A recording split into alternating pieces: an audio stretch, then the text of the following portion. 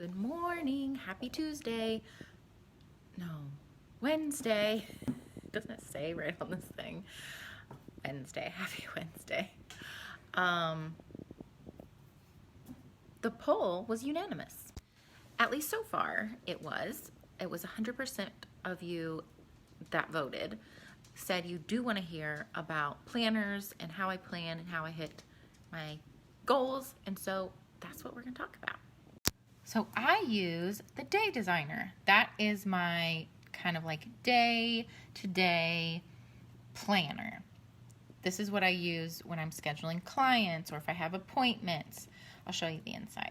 So it kind of walks you through how to use it, but basically there's a lot in here that I don't really use. I think this is for maybe just like, this is like mapping out some goals and that kind of thing. So it has a little bit of that, but I do that on a different. So of course there's like a month view, but then what I love is like each day is broken down into hour by hour. There's a to-do list. There's your top 3 you're working on, what's due, your dollars, your dinner.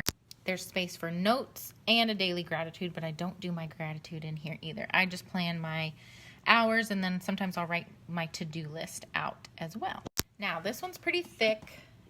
This is like pretty sturdy cardboard. I went with a different one for this next year. I actually got this one on Amazon. So it's still a Day Designer. This one was a lot cheaper, but that's actually not why I got it. You can still see it's just as thick, but this is just plastic. But it's actually easier to throw in my bag and kind of like carry around with me. And it has the little calendar, like all the year, the whole year, then how to use it, then setting your goals, design your day, stay on course. So it has a lot of that kind of planner stuff, and then the full month view. I actually just realized that it has like just the month view for the last part of 2018. I didn't even realize it had that. That's kind of cool. But what I love about this one and why I got it is that each day, hold on now, each day is broken down into 30-minute increments, and there's these nice lines. It's just more to work with within each section of the day, which I like for my appointments and that kind of thing. And then, of course, it still has the top 3, the to-do, the notes, gratitude, you know, what you're doing tonight or whatever. And then it has like a little quote, which is nice. So each month has that, and then it's broken down into day by day, which I love. So that is like my everyday planner that I use for my client work, for my appointments, if I have something scheduled, and then I can write like my to-do lists in that one. So that's like the everyday one. I bring that with me pretty much everywhere I go. Now, I've done that forever. The next part is what kind of changed things for me and for my business as well. And that is to plan in 90-day increments.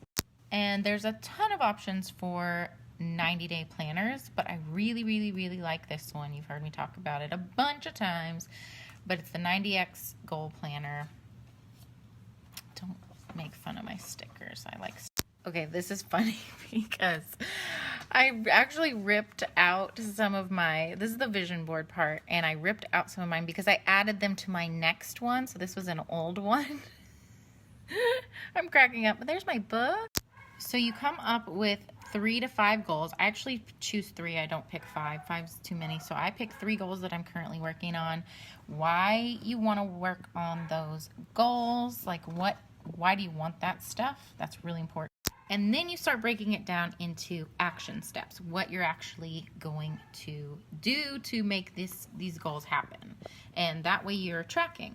So what I love about this one is that you track every day. Every so often, all during this 90-day process, you rewrite your goals every, I can't remember how often you do it, every month or even more than that maybe, and then what your action items are.